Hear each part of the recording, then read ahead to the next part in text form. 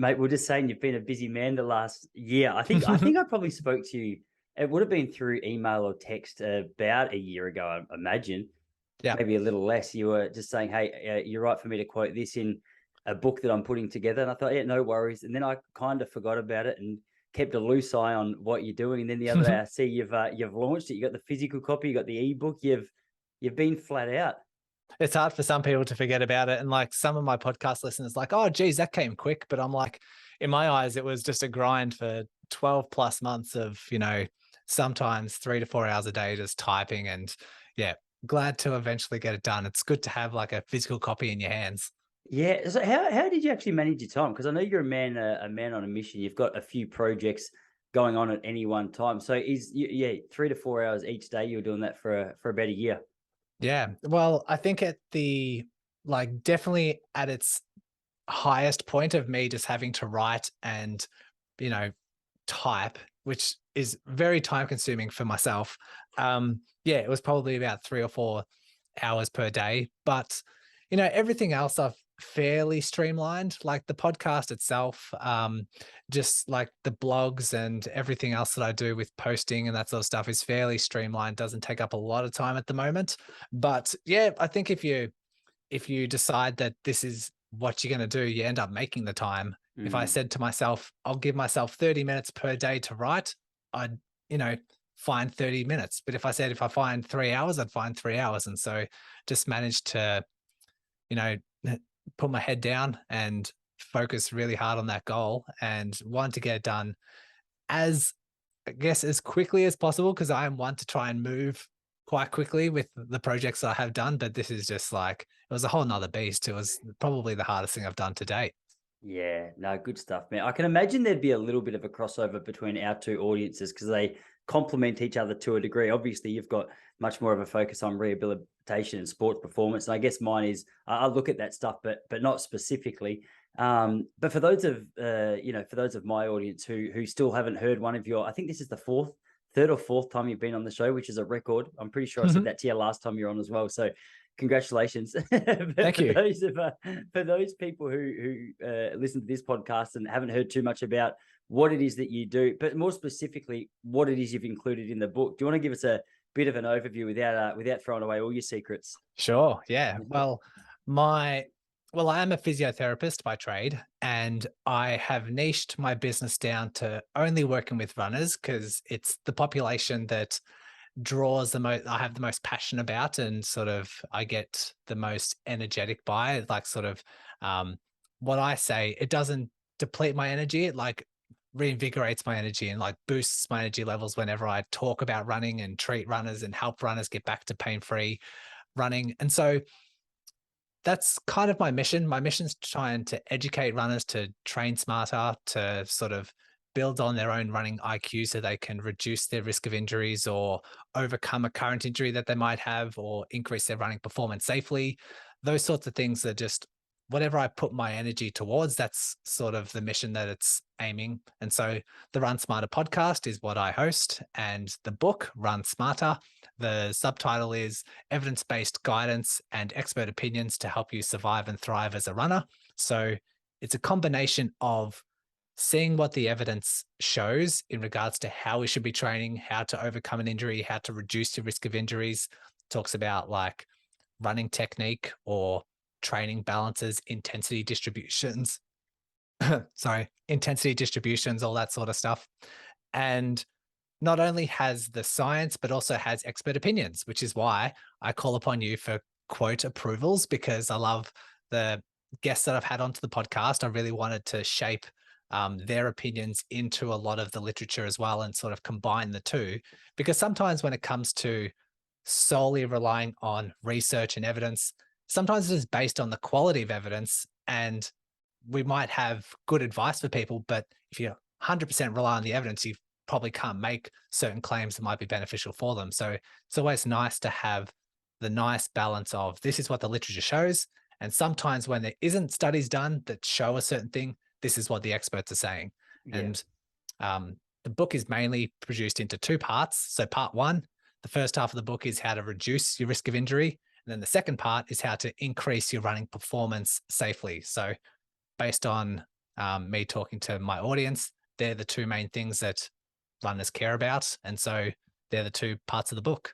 Yeah, awesome, man. You've actually sort of just jumped into the next question I was going to ask for you, because you don't need to be in the running world for very long to realize that there's a million different opinions. And then when it comes even to the evidence, you don't need to speak to too many people to realize even the experts often have a difference in opinion on so many subjects. And it can be overwhelming for people who are brand new to the sport, which is why I love bringing someone on with a few qualifications next to their name, like yourself, because you can iron it out and speak it through and sort of show people what it is that you've been researching, what the research actually says, and then I guess once it's in their lap, they can make the decision as to what they want to do with that. But when it comes to injury prevention, and when it comes to running smarter, running faster, or just building that really nice solid foundation, which only comes with time and consistency, there's so many factors that go into that. Obviously, the speed that you increase your training, the shoes, the surfaces, like this. I'm not even going to try and list them. So how did you boil down what to include in your book and what to leave out? Because obviously you said you've got it structured in the two main parts,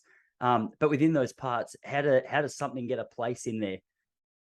Yeah, it's tough. I had so many ideas for the book, and I guess it's all just refined into what I would call the main sort of takeaways, because you can, like you say, you can go down so many directions, but it does cover most of the main stuff. You'll learn about shoes, you'll learn about running technique, you'll learn about shaping your training plan in a way that you can best understand, how to objectively measure things like your training loads, how to objectively perceive recovery, that sort of stuff. But generally, when it comes down to it, when it comes to reducing risk of injuries, you want to make sure that you have the right balance between training and recovery. If you either overtrain or under recover, you're going to come unstuck somewhere. There's an injury coming for you. And so it's all about just trying to illustrate that balance and sort of just trying to dissect every little element of that, because changing your shoes might have an abrupt change in your training load. And so it always comes back to that load versus capacity sort of model. The capacity is like, how much can your body withstand? And the load being like subjecting your body to this load.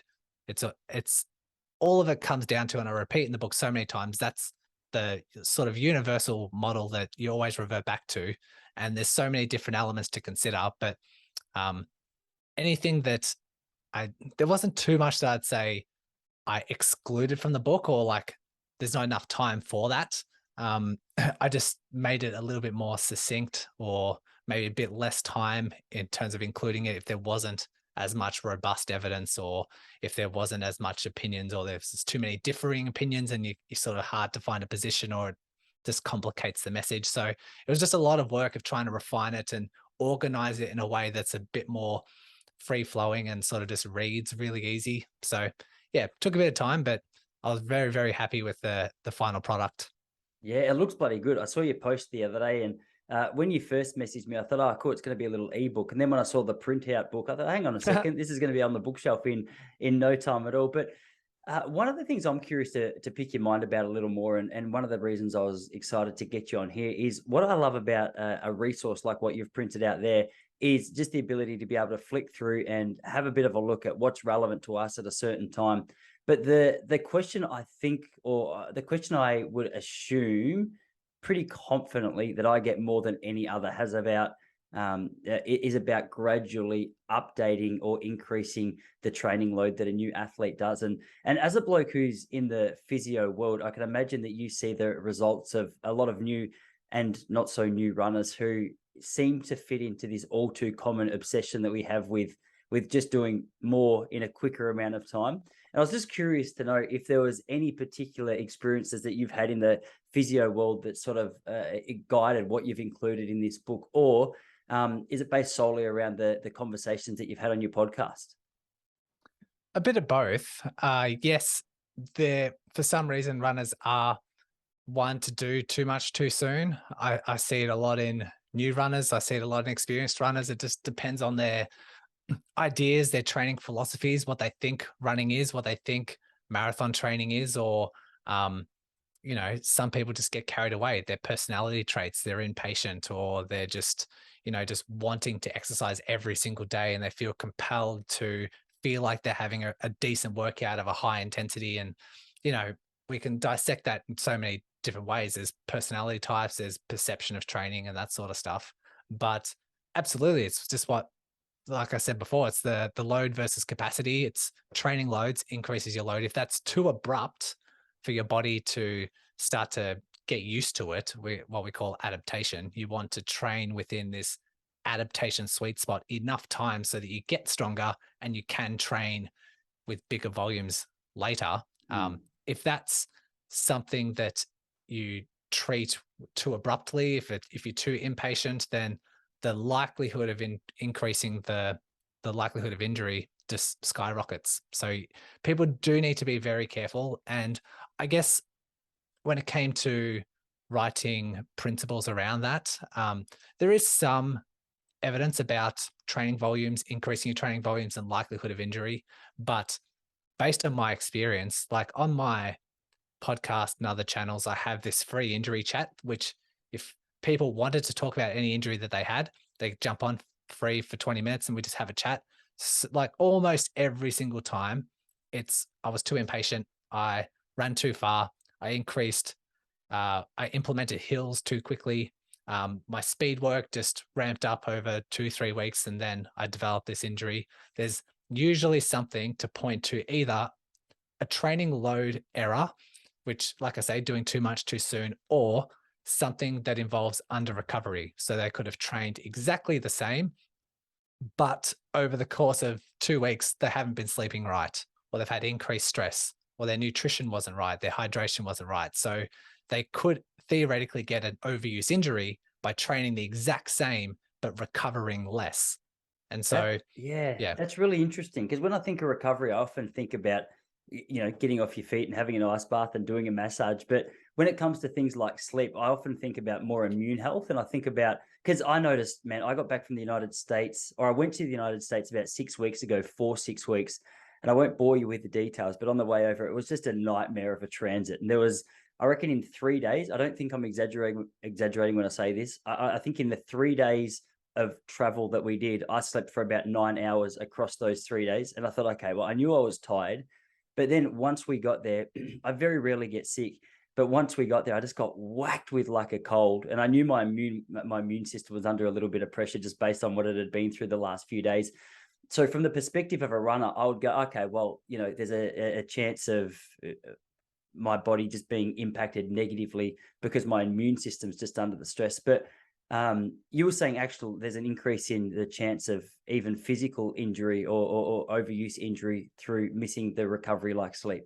Absolutely. You need to consider, like, when you do a running workout, you don't get stronger during that workout. You get stronger after that workout once your body's entered recovery mode and you've offered the body enough time to recognize it, get stronger from it. Like if you do a bicep curl and you get that delayed onset muscle soreness the next day, that's the body attempting to recover and attempting to rebuild, get stronger because of it, and can lift heavier in the future. But if you do really heavy bicep curls every single day, it's not going to recover. It's going to get worse. It's going to get more sore. And eventually this micro damage turns to macro damage, which turns to tissue failure, which is injury.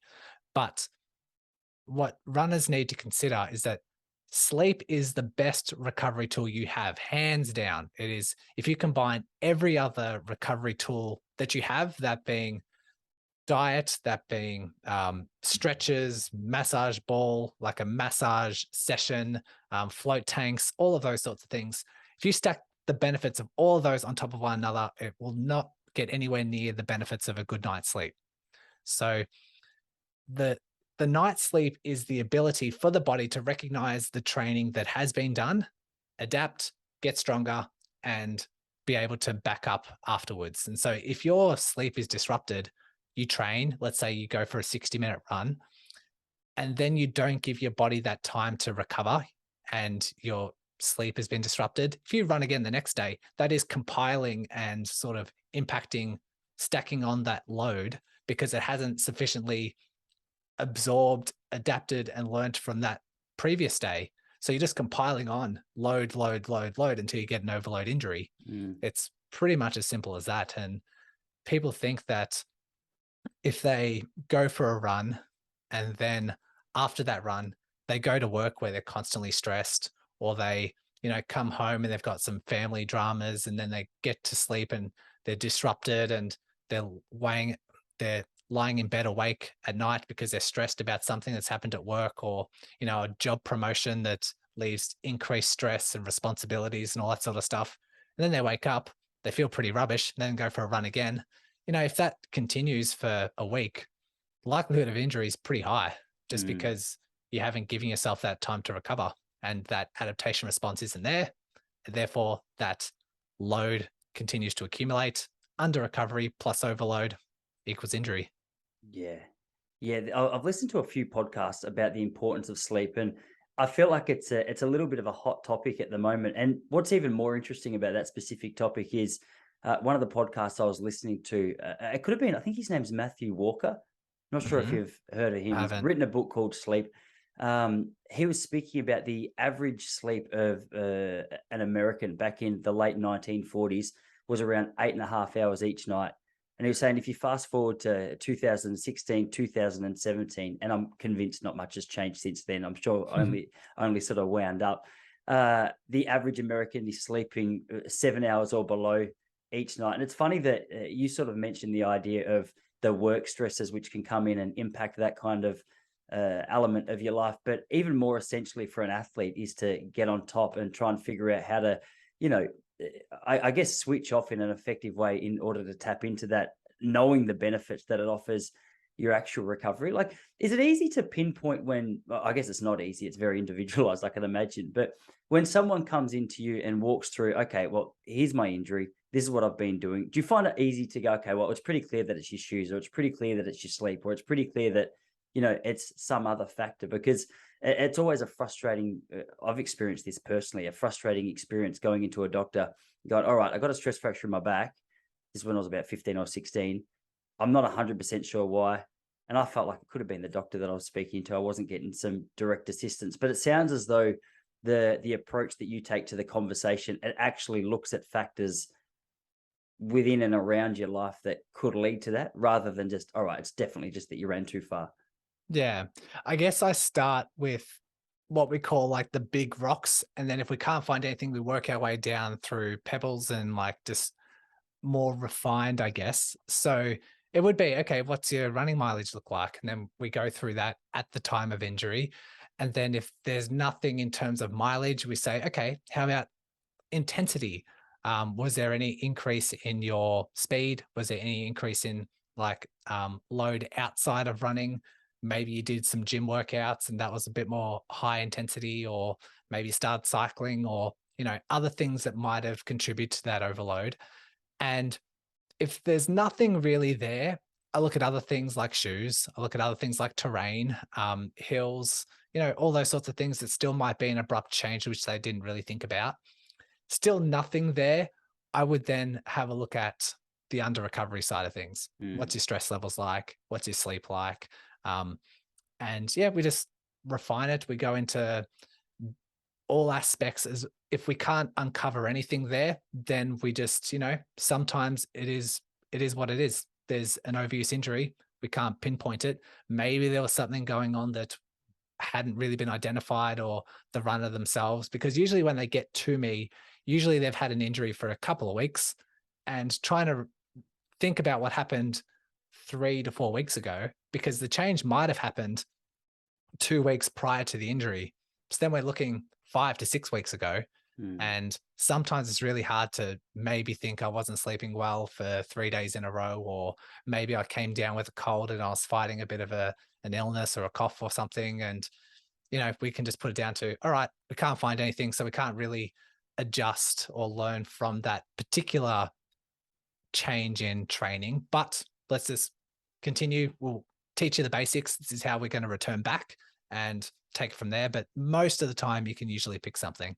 See, this is what I like about you. This is why I have you on the podcast so often, is because people, well, when I say people, I mean me. When I think about a physiotherapist, I think it's someone that you go to speak to solely about your body and solely about what's going on, like in the structure of your body. But you don't have to look too far to realize that there's so many elements around your life that influence the way that your body performs. And it sounds like you've taken more of a, some people get funny with this word, it's a bit of a hippie word, but a holistic approach to navigating your way through physical health. So is that a common thing now in the world of physiotherapy? And is that something that like you're aware of and pride yourself on? Because it just seems when you look at a puzzle, it seems as though the puzzle of someone's running potential is far bigger than just, okay, how's your body? And you've seemed to be able to pinpoint that, and you can have a conversation around it in a way that makes sense. And it's not just opinion, it's based on fact, it's based on science, it's based on evidence, which is, in my experience, fairly unique. Do you want to walk us through that a little bit? Because it definitely does seem like something that I haven't encountered much in the 20 years that I've been a part of the sport, and I like it. I don't think it's that common. Unfortunately, we do box ourselves into, you learn physio stuff at uni, and then that's the stuff that you know and the stuff that you stick to when you graduate. Very rarely is there much crossover. One of the main pieces of me, I guess, approaching this is starting the podcast and interviewing a whole bunch of different health professionals. Like I interview chiros, I interview nutritionists, dietitians, podiatrists, anyone under the sun, any sort of health professional that I value and I value their opinions. I sort of, get their insight, and it's another sort of, like you say, piece to the puzzle. But then when you chat with runners and you see how maybe their training loads aren't that abrupt, but they get an injury, you're just curious. Your curiosity peaks and you sort of want to investigate further. And so that's when I start to see, what, there might be a correlation. I've seen X amount of runners over the past couple of months who have all reported having poor amounts of sleep, and then they develop an injury. Maybe there's something to that. And then you go into the research, and there's some good studies out there to show, looking at like log books and tracking people's training volumes and seeing that, yeah, if there's a 14-day sleep lag, then their risk of injury is heightened.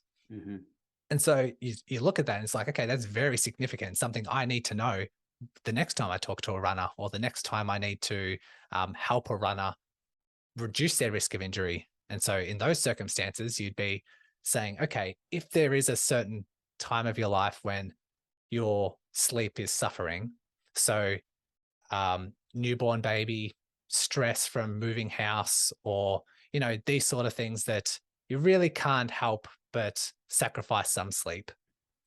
Don't overload yourself with training. Pull back a little bit and be preventative and make the sensible decisions, run smarter, as I would say, and make sure that, just recognize the fact that this stage of your life, the next 2-3 weeks, isn't the time to push the envelope. It is the time just to maybe peel back and fight another day when you do feel a bit more fresh and a bit more recovered. But going back to the holistic side of things, one thing I'm really investigating over the last couple of months, maybe the last 6 to 12 months, is recognizing how complex pain is. Because I've seen people with 3 years of plantar fasciitis, or, multiple years, and I'm looking and diving into, I've interviewed a bunch of pain specialists on the podcast, and seeing how complex pain can be, and how the mind, like moods, diets, all these sorts of things can manipulate your perception of pain, and then in fact impact your recovery. As I've seen some really big transformations with someone just moving away from a traditional physio approach and saying, these are your rehab exercises, get stronger, return, slow build up, and actually starting to, if you see someone who presents with a little bit more of a psychological driven pain that's like maybe a little bit more complex than what we might have thought originally, and treating that with other things like mindfulness, meditation, just appreciation for pain as a complex nature, and they get significantly better really quickly, then it's something that's, I need to learn more about to help future patients who might fit within that particular piece of the puzzle. And so yeah, I do like to broaden my horizons, but it's only just because I have talked to so many injured runners and seen these sort of, I guess, patterns, and then just being curious and just delved into one particular section, just yeah, trying to help them the best way that I can, really. Yeah, no, well said, man. There was something you said earlier that I wanted to just touch base on, where you were referring to some of the big stones that you like to try and look at before you move through the pebbles and the more minute details of someone's life. Like if I come to you with an injury, what are a couple of the big stones that you would start the conversation with? Big stones are definitely mileage and training intensity distribution. So making sure, okay, what is your overall volume like? And had that increased in the weeks leading up to your injury? Was it one particular run where you may have, been in a race?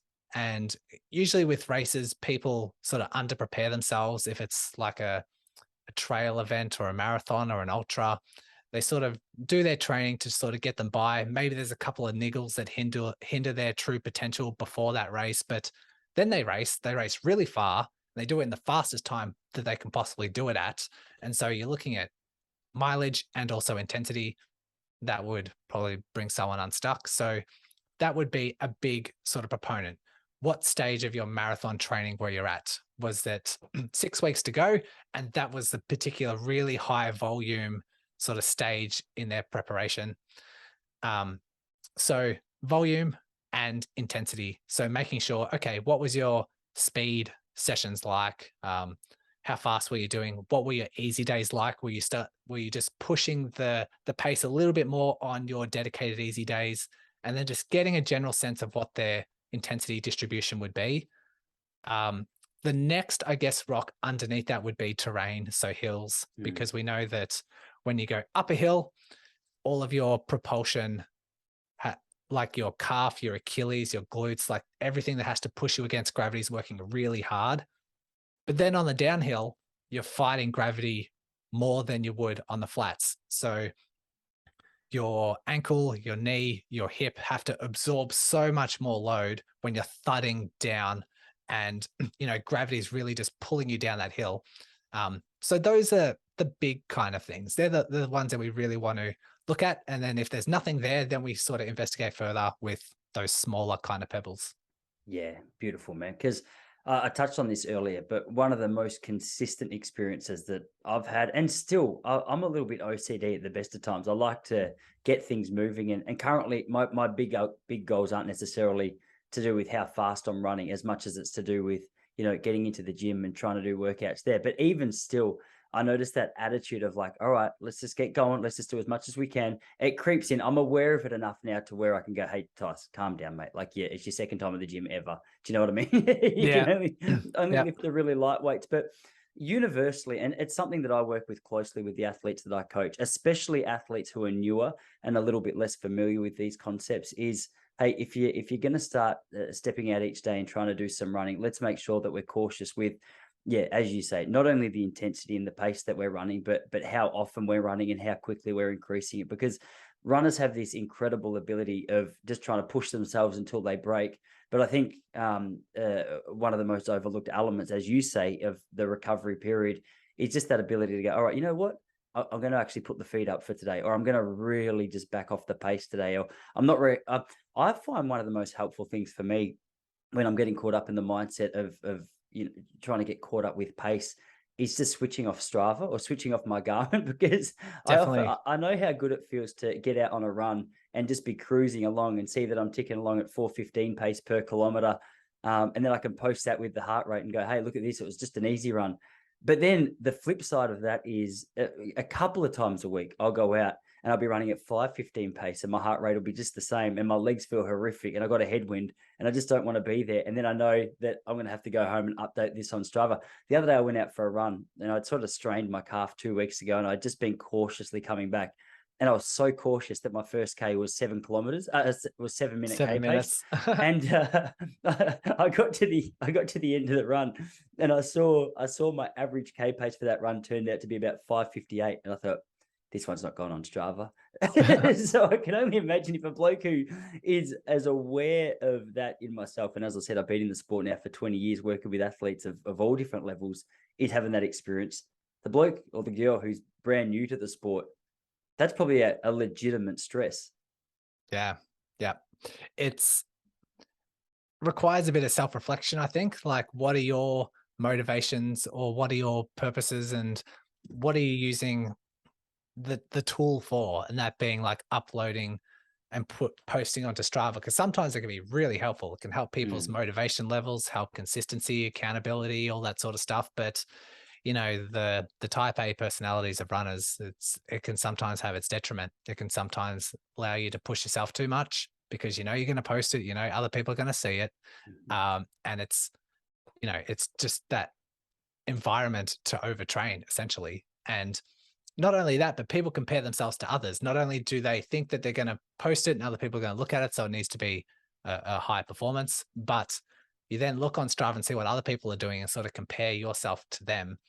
And my sister had that. Like, I interviewed my sister on a podcast, on my podcast last year, talking about, I was telling her the benefits of running slow and how we need to follow this particular 80-20 distribution. 80% really easy running, especially for her, because she was battling injuries, not really seeing an uptick in performance, just really not really enjoying her running, just sort of going through the motion.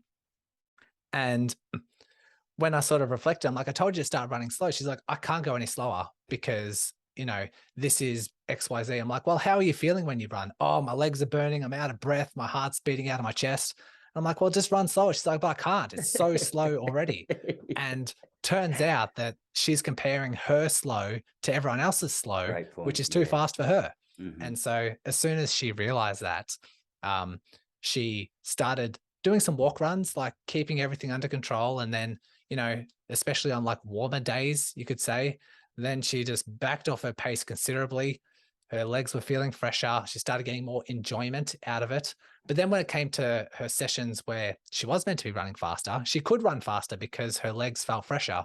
And so I got her onto the podcast and she sort of shared her story. We titled it, "Are You Really Running Slow Enough?" And so many people reached out to me after that episode and said, I get it now. Like, listening to your sister, listen to that story. That was me. I was comparing myself to others on Strava. I was like pushing myself on my meant to be easy, slow days. And now I'm just like seeing the other side of it and, reaping the rewards, because you not only enjoy it more, but you start to increase your running performance as well. It really has a really profound change in someone's training philosophy. Yeah, that's a really good point. And I laugh because not my sister, but my wife, Jessie, she'll come out for a run with me. I'm not sure if I told you this before, but I always tease her because whenever her and I go for a run together, the first kilometer, she's always like, babe, what are you doing? Like, let's actually run. And I go, hey, just so you know, if you ran at this pace that I'm running at, you'd be able to run so much more comfortably for so much longer. But her issue is not so much that she doesn't believe that's true. She just gets so bored sometimes running. I don't think she appreciates just being out there and enjoying that slow miles like I do. So, but to your point, I often say, I go, babe, hey, like just she goes, I can only do 2 or 3K. I go, no, what you could do 10.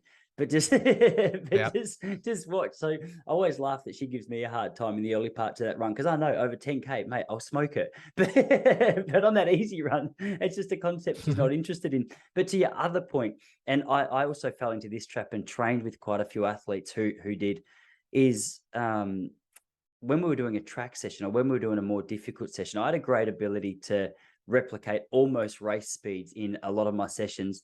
But a lot of the time, the people that I was smoking in a track session would be off the back, but then it would come to race day and the roles would reverse. And there was a couple of people who once I learned that, I had the opposite experience with, where I'd be like, all right, you know what? I don't need to necessarily go at 100% tonight, because that recovery factor that you mentioned, it's so important. So if you can just do that consistently for a little while, it's really impressive how much that translates to a fresher set of legs for tomorrow night's session. So I'm really glad you touched on that. And it's interesting. It's a great topic that you did with your sister, because I know that there'd be a lot of people out there who would fall into that trap of thinking, oh man, like I'm just not fit or I'm just not fast. And that comparison is something I hadn't really thought too much about, but it's cool. And you had quite a quite a big, quite a lot of people feedback or give you feedback saying they experienced that, huh?